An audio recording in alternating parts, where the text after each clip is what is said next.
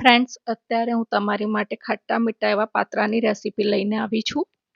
જે first time બનાવતું હશે ને તો પણ એને એકદમ સરસ ટેસ્ટી એવા પાત્રા બનાવતા આવડી જશે. તો આ વિડીયો તમે છેક સુધી જોજો. તો એના માટે મેં અહીંયા 10 થી 12 નંગ જેવા પાંદડા લીધા છે, એટલે કે વજનમાં 250 ગ્રામ જેટલા છે. તો એને મેં સારી રીતે ધોઈ અને આ રીતે નીચે અને ઉપર કપડાથી આપણે લૂછી દેવાનું છે. ત્યાર પછી આ રીતે જે ડંઠલનો જાડો ભાગ હોય છે ને નસનો, એ આપણે ચપ્પાની મદદથી આ રીતે કટ કરી લેવાના છે, કે જેથી આ પાર્ટને ચડતા બહુ વાર લાગે છે. તો આપણે આને નીકાળી લેવાનું છે. અને હું તમને આની બીજી રીત પણ બતાવું. અને જો સાઈડમાં પણ નસો આ રીતે જાડી હોય ને તો એને પણ આપણે દૂર કરી લેવાની છે. તો હવે હું તમને આની બીજી રીત બતાવું. તો આ રીતે પાન લેવાનું છે અને એને બે ભાગમાં આ રીતે ફોલ્ડ કરશો ને તો નસનો ભાગ આપણો જે છે ડંઠલનો, એ આ રીતે ઉપર હશે ને તો આ રીતે તમે ચપ્પાની મદદથી એને સારી રીતે કટ કરીને આ રીતે પણ તમે કરી શકો છો. તો આ બંને રીતમાંથી તમને જે ફાવે ને એ કરી શકાય છે. તો આ રીતે આપણે બધા જ પાનની નસો કાઢીને તૈયાર કરી લીધા છે. હવે અહીંયા આપણે આંબલીનું પાણી બનાવવાનું છે. તો મેં અહીંયા લગભગ 20 ગ્રામ જેટલી આંબલીને ગરમ પાણીમાં પલાળીને રાખી હતી. તો લગભગ 1 કલાક રાખી હતી. ત્યાર પછી હવે એને આપણે આ રીતે હાથથી મસળી લઈશું, કે જેથી આંબલીનો બધો પલ્પ નીકળી જાય. અને આ રીતે આપણે એક 1/4 કપ જેટલું આપણે આંબલીનો પલ્પ બનાવીને તૈયાર કર્યો છે. હવે અહીંયા પાત્રાનો આપણે એક સ્પેશિયલ મસાલો બનાવવાનો છે. તો 2 ચમચી ધાણા, 1 ચમચી જીરું, 1 ચમચી વરિયાળી છે, અને 7 થી 8 નંગ કારા મરી, અને 1/4 ટીસ્પૂન એટલે કે થોડુંક ચપટી જ આપણે સૂકી મેથી લીધી છે. હવે આ બધું એકદમ સરસ સુગંધ આવે ને ત્યાં સુધી આપણે એને શેકી લેવાનું છે. તો તમે આ રીતે મસાલો બનાવશો ને તો તમારા પાત્રાનો ટેસ્ટ ખૂબ જ સરસ આવશે. હવે આ મસાલાને આપણે એકદમ સરસ પાવડરના ફોર્મમાં ખાયણીમાં આપણે કરી લેવાનું છે. હવે અહીંયા આપણે 250 પાત્રાની સામે આપણે 400 ગ્રામ લોટ લીધો છે. જો તમારે લોટ ઓછો વાપરવો હોય તો તમે 300 ગ્રામ પણ લઈ શકો છો. ત્યાર પછી એમાં સ્વાદ પ્રમાણે મીઠું, હળદર હાફ ટીસ્પૂન, 1 ટીસ્પૂન કાશ્મીરી મરચું લીધું છે. ત્યાર પછી 1 ટીસ્પૂન આપણે અજમો અને હાફ ટીસ્પૂન જીરું લીધું છે. અને જે આપણે મસાલો બનાવીને રાખ્યો છે ને એ બધું જ આપણે એની અંદર એડ કરી દઈશું. હવે અહીંયા આપણે હાફ ટીસ્પૂન હિંગ લીધી છે. અને આપણે પાત્રા ત્યારે જ સારા લાગે કે જ્યારે એકદમ સરસ ખટ મીઠા હોય. તો અહીંયા હું 2 ચમચી ખાંડ લઉં છું. તમે આની જગ્યાએ ગોળ પણ લઈ શકો છો. અને આદુ મરચાંની પેસ્ટ લઈશું. અને જે આપણે આંબલીનું પાણી બનાવીને રાખ્યું છે ને એ એડ કરી દઈશું. અને હવે અહીંયા આપણે તેલ 2 ચમચી જેટલું લેવાનું છે. અહીંયા આપણે પાત્રામાં સોડા નથી એડ કરવાના, એટલે આપણે તેલ લીધું છે. અને હવે આપણે આની અંદર પહેલાં 1 કપ જેટલું પાણી રેડી દઈશું અને સારી રીતે બધું જ મિક્સ કરી લેવાનું છે. તો ફ્રેન્ડ્સ, અહીંયા એકદમ સરસ ફ્લફી થાય ને ત્યાં સુધી આપણે બેટર બનાવવાનું છે. તો અહીંયા હજુ આપણે બેટર થોડું ઘાટ લાગે છે. તો બીજું આપણે 1/4 કપ જેટલું પાણી એડ કરીશું. અને આ પ્રમાણેનું આપણે બેટર બનાવીને તૈયાર કરવાનું છે. અને બેટરને આપણે 2 થી 3 મિનિટ ફેટી લઈશું, કે જેથી એકદમ સરસ એરી બની જાય. તો આપણે એમાં અંદર સોડા નાખવાની પણ જરૂર નહીં પડે. હવે એને આપણે 10 મિનિટ માટે રેસ્ટ આપીશું. ત્યાં સુધીમાં આપણે હવે આ પાંદડા લઈ લેવાના છે.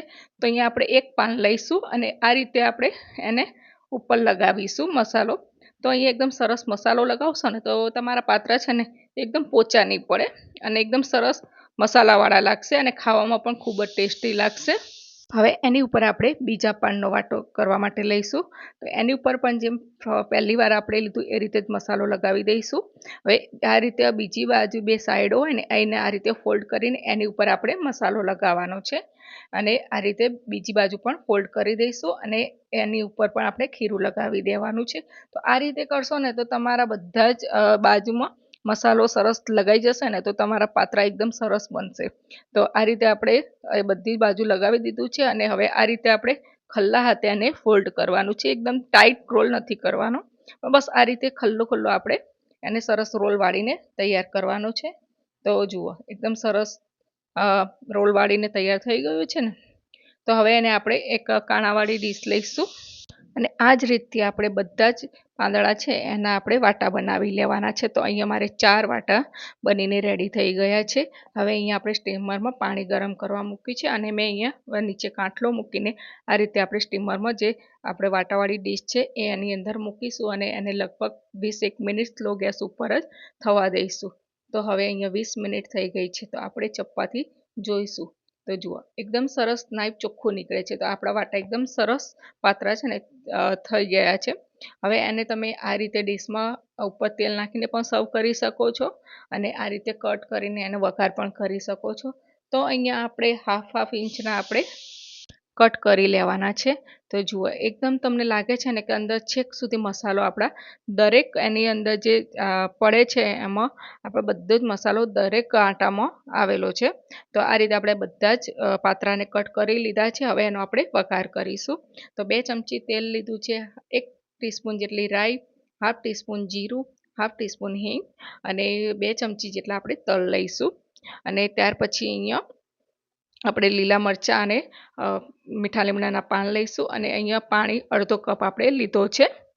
જો તમને વધારે રસાવાળા ગમતા હોય ને તો તમે વધારે પણ પાણી લઈ શકો છો.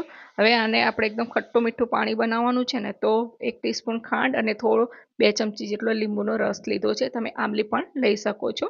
હવે એની અંદર આપણે જે પાત્રાને કટ કરીને મૂક્યા હતા એ એની અંદર એડ કરીશું અને આ રીતે બધું સારી રીતે મિક્સ કરી લેવાનું છે અને એને ઢાંકીને આપણે 2 થી 3 મિનિટ માટે થવા દઈશું સ્લો ગેસ ઉપર જ.